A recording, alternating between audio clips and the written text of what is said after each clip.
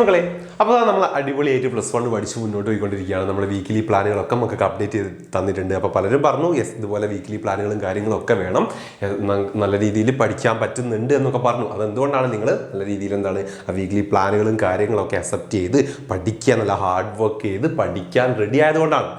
അപ്പോൾ നിങ്ങൾ അങ്ങനെ പഠിക്കാനിരിക്കുമ്പോൾ അല്ലെങ്കിൽ നിങ്ങൾ അങ്ങനെ അടിപൊളിയായിട്ട് പഠിച്ച് മുന്നോട്ട് പോകുന്ന സമയത്ത് ഇങ്ങനെ പ്ലാനുകളും കാര്യങ്ങളൊക്കെ സെറ്റ് ചെയ്ത് നല്ല ഫോക്കസ് ആയിട്ട് നല്ല സ്ട്രാറ്റജിക് ആയിട്ട് പഠിച്ച് പോകുന്നുണ്ടെങ്കിൽ, സിസ്റ്റമാറ്റിക്കായി പഠിച്ച് പോകുന്നുണ്ടെങ്കിൽ നിങ്ങൾ ഓട്ടോമാറ്റിക്കലി നിങ്ങൾ അറിയാതെ തന്നെ ഒരുപാട് നമ്മൾ കവർ ചെയ്യും. ചാപ്റ്റേഴ്സൊക്കെ നമ്മൾ നല്ല രീതിയിൽ കവർ ചെയ്യും. അങ്ങനെ ചാപ്റ്റേഴ്സുകളൊക്കെ കവർ ചെയ്യുന്ന സമയത്ത് പലരും ചെയ്യുന്ന 2 മിസ്റ്റേക്സ് ആണ് പറഞ്ഞുതരാം. ഓക്കെ, പലരും ശ്രദ്ധിക്കാതെ പോകുന്ന കാര്യമാണ്. അതിൽ ഒന്നാമത്തെ എന്ന് പറയുന്ന സമയത്ത് ഒന്നാമത്തെ ഇപ്പോൾ നമ്മളൊരു ചാപ്റ്റർ പഠിച്ചു പോവുകയാണ്. ഇപ്പോൾ എക്സാമ്പിളായി നമുക്ക് അക്കൗണ്ടൻസിന്റെ കേസ് തന്നെ എടുത്തോ. പ്രോബ്ലം പേപ്പറിലാണ് കൂടുതൽ ഈ ഒരു മിസ്റ്റേക്ക് മക്കൾ ചെയ്യുക. ഓക്കെ, കാരണം അതിനെയാണ് പ്രോബ്ലം പേപ്പറിനെയാണ് ഏറ്റവും കൂടുതൽ എഫക്ട് ചെയ്യുക. എക്സാമ്പിൾ ഇപ്പോൾ അക്കൗണ്ടൻസിന്റെ കേസ് പറയുകയാണെങ്കിൽ, അക്കൗണ്ടൻസി നമുക്കറിയാം നമ്മളെന്താ ഓരോ കൺസെപ്റ്റ് അല്ലെ ഓരോ ചാപ്റ്റേഴ്സ് നമ്മൾ കൺസെപ്റ്റ് പഠിച്ച് പോവുക ചെയ്യാം. നമുക്കറിയാം +1 ആദ്യ ചാപ്റ്ററൊക്കെ ഓക്കെ നമുക്കെന്താണ് പ്രോബ്ലം വരുന്നില്ല, തിയറീസ് ആണ്. പക്ഷെ എന്താണ് ചെറുതായിട്ടുള്ള പ്രോബ്ലംസ് സെക്കൻഡ് ചാപ്റ്റർ മുതലൊക്കെ നമ്മൾ സ്റ്റാർട്ട് ചെയ്യും. ഓക്കെ, സ്റ്റാർട്ട് ചെയ്യും. അപ്പോൾ എന്താണ് ഓരോ പ്രോബ്ലം നമ്മൾ എന്താണ് ആ ഒരു കൺസെപ്റ്റ് പഠിക്കും. അതിന്റെ കൂടെ നമുക്ക് അവൈലബിൾ ആയിട്ടുള്ള ടെക്സ്റ്റിലൊക്കെ അവൈലബിൾ ആയിട്ടുള്ള ക്വസ്റ്റ്യൻസ് നമ്മൾ വർക്ക്ഔട്ട് ചെയ്യും പോകും. പിന്നെയോ അത് കഴിഞ്ഞ് കഴിഞ്ഞാൽ അടുത്ത കൺസെപ്റ്റ് പഠിക്കും, അതിന്റെ എന്താണ് ക്വസ്റ്റ്യൻസ് നമ്മൾ വർക്ക്ഔട്ട് ചെയ്യും പോകും. ഇങ്ങനെയാണ് നമ്മൾ എന്താക്കുന്നത് ഒരു ചാപ്റ്റർ അക്കൗണ്ടൻസിലൊക്കെ കവർ ചെയ്ത് പോവുക. അപ്പോൾ പലരും വിചാരിക്കും എന്താണ് നമ്മൾ ആ കൺസെപ്റ്റ് പഠിക്കുന്നു, അതിന്റെ കൂടെയുള്ള ആ ക്വസ്റ്റ്യൻ ചെയ്യുന്നു. അപ്പോൾ എന്താണ് നമുക്ക് നല്ല രീതിയിൽ ക്വസ്റ്റ്യൻ ചെയ്യാൻ പറ്റുന്നു. ഞാനത് പഠിച്ചു, നല്ല രീതിയിൽ ഞാൻ പഠിച്ചു. അപ്പൊ എന്താണ് അങ്ങനെ നമ്മൾ ഓരോ കൺസെപ്റ്റ് പഠിക്കുന്നു, അതിന്റെ കൂടെയുള്ള ക്വസ്റ്റ്യൻസ് വർക്ക്ഔട്ട് ചെയ്യുന്നു.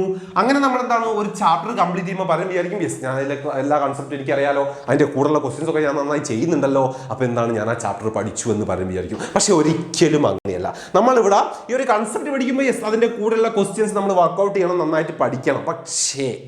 പക്ഷേ നമുക്കറിയാം ഒരു ചാപ്റ്ററിലെ കാര്യങ്ങൾ എന്ന് പറയുന്നത് എന്താണ് ഈ ആദ്യത്തെ കോൺസെപ്റ്റ് മുതൽ അവസാനത്തെ കോൺസെപ്റ്റ് വരെയുള്ളതാണ്. അതെല്ലാം ഇൻക്ലൂഡഡ് ആയിട്ടുള്ള ക്വസ്റ്റ്യൻസ് ഉണ്ടാവും മക്കളെ. നമുക്ക് അതാണ് നമ്മൾ ചെയ്ത് പഠിക്കേണ്ടത്. പലരും ചെയ്യാത്ത കാര്യമാണ്. എല്ലാം കൂടെ ഇൻക്ലൂഡ് ഓരോന്ന് വരുന്ന സമയത്ത് ചിലപ്പോൾ മക്കൾ ചെയ്യും, നന്നായിട്ട് ചെയ്യും, പലരും ചെയ്യായിരിക്കും. പക്ഷെ എല്ലാം കൂടെ ഒരുമിച്ച് വരുന്ന സമയത്ത് എത്ര പേർക്ക് അത് ചെയ്യാൻ പറ്റുന്നുണ്ട്? അതാണ് നിങ്ങൾ ആദ്യം എന്ത് ചെയ്യേണ്ടത്? ടെസ്റ്റ് ചെയ്യേണ്ടത്. നിങ്ങൾക്ക് ചെയ്യാൻ പറ്റുന്നുണ്ടോ? ഉണ്ടെങ്കിൽ നിങ്ങൾക്ക് പറയാം നിങ്ങൾ ആ ചാപ്റ്റർ പഠിച്ചിട്ടുണ്ട്. എല്ലാ കോൺസെപ്റ്റും ഇൻക്ലൂഡ് ആയിട്ടുള്ള ക്വസ്റ്റ്യൻസ് ആ നമ്മൾ എന്താക്കുന്നത് ക്വസ്റ്റ്യൻ എക്സാമിനൊക്കെ നമ്മൾ എക്സ്പെക്ട് ചെയ്യുന്നത്. അങ്ങനെയാണ് നിങ്ങൾക്ക് എക്സാമിന് ക്വസ്റ്റ്യൻ വരിക. അപ്പോൾ ഓരോ ചെറിയ കോൺസെപ്റ്റുള്ള കാര്യങ്ങൾ പഠിച്ചാൽ നമുക്ക് എന്ത് പറ്റണമെന്നില്ല, എല്ലാം കൂടെ വരുന്ന സമയത്ത് നമുക്ക് ആ ഒരു ഫുൾ കോൺസെപ്റ്റ് ഇൻക്ലൂഡ് ആയിട്ടുള്ള അല്ലെങ്കിൽ ആ ഒരു ലെങ്തി ക്വസ്റ്റ്യൻസ് അറ്റൻഡ് ചെയ്ത് നന്നായിട്ട് അറ്റൻഡ് ചെയ്യാൻ നമുക്ക് പറ്റണമെന്നില്ല. സോ നമുക്ക് ഏറ്റവും കൂടുതൽ നമ്മൾ ചെയ്യേണ്ട കാര്യം എന്താണ്? ഇങ്ങനെ കോൺസെപ്റ്റ് പഠിച്ചു കഴിഞ്ഞാൽ, ഓരോ കോൺസെപ്റ്റും കൃത്യമായി പഠിച്ചു കഴിഞ്ഞാൽ നമ്മൾ പിന്നെ വർക്ക്ഔട്ട് ചെയ്യുന്നുണ്ട്. ഓക്കെ, അതായത് റിവൈസ് ചെയ്യേണ്ടതും റിവിഷൻ ചെയ്യേണ്ടതും വീണ്ടും ചെയ്യേണ്ടത് ക്വസ്റ്റ്യൻസ് കണ്ടെത്തി നമ്മൾ പഠിക്കേണ്ടത് ഈ കോൺസെപ്റ്റുകളെല്ലാം ഇൻക്ലൂഡഡ് ആയിട്ടുള്ള ക്വസ്റ്റ്യൻസിനെയാണ്. ഫുൾ കോൺസെപ്റ്റ് ഇൻക്ലൂഡ് ആയിട്ടുള്ള ലെങ്തി ക്വസ്റ്റ്യൻസിനെയാണ്. ഓക്കെ, പലരും ശ്രദ്ധിക്കാത്ത കാര്യമാണ്. പലരും ഇങ്ങനെ ഓരോന്ന് ചെയ്യുമ്പോൾ പലരും വിചാരിക്കും എനിക്ക് അറിയാമെന്ന്. പക്ഷേ എല്ലാം കൂടെ വരുമ്പോൾ പലർക്കും ചെയ്യാൻ പറ്റാറില്ല. നിങ്ങൾ ശ്രദ്ധിക്കുക. ദെൻ രണ്ടാമത്തെ മിസ്റ്റേക്ക് എന്ന് പറയുന്ന സമയത്ത് മക്കളെ, രണ്ടാമത്തെ മിസ്റ്റേക്ക് നിങ്ങൾ ചെയ്യുന്നത്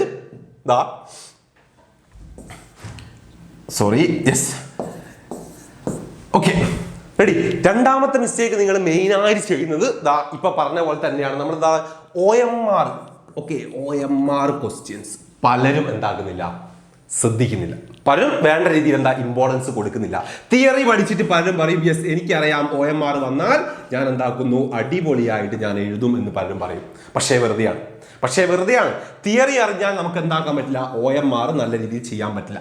ഒന്ന് ഇൻഡയറക്റ്റ് ആയിട്ട് ഒരു OMR വന്നു കഴിഞ്ഞാൽ നിങ്ങൾക്ക് തെറ്റിപ്പോകും. എത്ര തിയറി പഠിച്ചു എന്ന് പറഞ്ഞാലും OMR നിങ്ങൾക്ക് തെറ്റിക്കും. OMR എന്ന് പറഞ്ഞാൽ 1 മാർക്കേ ഉള്ളൂ എന്ന് വിചാരിച്ചുകൊണ്ട് പലരും സ്കിപ്പ് ചെയ്യുന്നത് മറ്റൊരു മിസ്റ്റേക്കാണ്. പക്ഷേ അങ്ങനെയല്ല. ഏറ്റവും കൂടുതൽ നമുക്ക് മാർക്ക് സ്കോർ ചെയ്യാൻ പറ്റുന്ന ഒരു ഏരിയ ആണ് ഇത് OMR ക്വസ്റ്റ്യൻസ്. നമുക്ക് എന്താണ് നമ്മൾ ക്വസ്റ്റ്യൻ പേപ്പറിൽ വരുന്ന 1 വേർഡ് ക്വസ്റ്റ്യൻസ് എന്ന് പറയുന്നത്. അപ്പൊ എന്താണ് ഈ OMR ക്വസ്റ്റ്യൻസ് പലരും വേണ്ട രീതിയിൽ ഇമ്പോർട്ടൻസ് കൊടുക്കില്ല. തിയറി പഠിച്ചാൽ നിങ്ങൾക്ക് ചെയ്യാൻ പറ്റുമെന്ന് നിങ്ങൾ വിചാരിക്കും. അതുകൊണ്ട് തന്നെ പലരും എന്താണ് OMR ക്വസ്റ്റ്യൻസ് കണ്ടുപിടിക്കാനോ അല്ലെങ്കിൽ എന്താണ് നോക്കി പഠിക്കാനോ അല്ലെങ്കിൽ വായിച്ചിട്ട് വർക്ക്ഔട്ട് ചെയ്യാനോ പലരും ശ്രമിക്കാറില്ല. അത് ചെയ്തിരിക്കണം. OMR ക്വസ്റ്റ്യൻസ് നമ്മൾ കൃത്യമായിട്ട് വർക്ക്ഔട്ട് ചെയ്ത് തന്നെ പഠിക്കേണ്ടതുണ്ട്.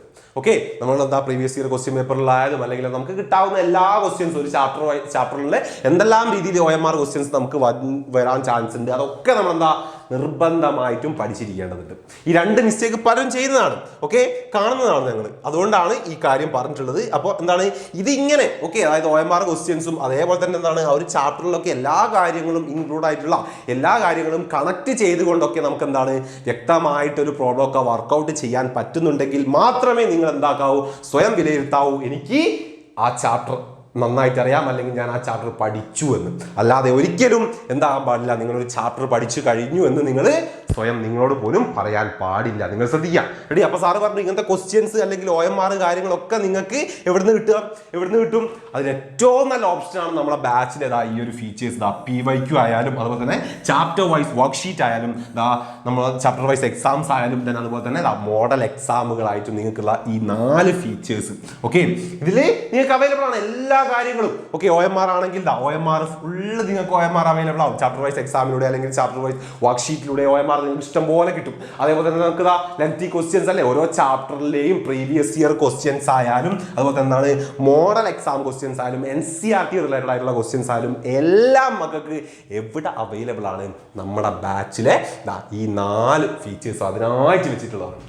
ഓക്കെ, അത്തോളം ഇമ്പോർട്ടൻ്റ് ആയിട്ടുള്ള കാര്യമാണ്. സോ അത് തന്നെയാണ് ഇത് 4 ഫീച്ചേഴ്സ് ആയിട്ട് നമ്മളെ ബാച്ചിൽ വെച്ചിട്ടുള്ളത്. അപ്പം മക്കളോട് എന്നാണ് പറയാനുള്ളത്, എന്ത് ചെയ്യാം, ഈ ഫീച്ചേഴ്സൊക്കെ നല്ല രീതിയിൽ യൂസ് ചെയ്യുക. ബാച്ചിലൊക്കെ ജോയിൻ ചെയ്യാത്ത മക്കളുണ്ടെങ്കിൽ ഓക്കെ, പഠിക്കാൻ വേണ്ടി നിങ്ങൾ എടുക്കുന്ന ഏറ്റവും നല്ല തീരുമാനമായിരിക്കും ബാച്ചിൽ ജോയിൻ ചെയ്യുക എന്നുള്ളത്. കാരണം അങ്ങനത്തെ കാര്യങ്ങളാണ് മക്കൾക്ക് ബാച്ചിൽ അവൈലബിൾ ആയിട്ടുള്ളത്. നിങ്ങൾക്ക് എന്തെല്ലാം വേണം എന്നുള്ളത് കൃത്യമായി നമ്മൾ സെറ്റ് ചെയ്ത് വെച്ചിട്ടുണ്ട്.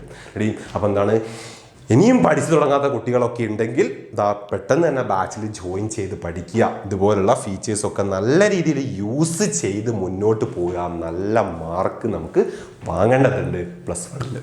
ഓക്കെ അല്ലേ? റെഡി? അപ്പോൾ നമുക്ക് വീണ്ടും കാണാം പുതിയ വീഡിയോയും കാര്യങ്ങളൊക്കെ ആയിട്ട്. അതുവരെ ബൈ.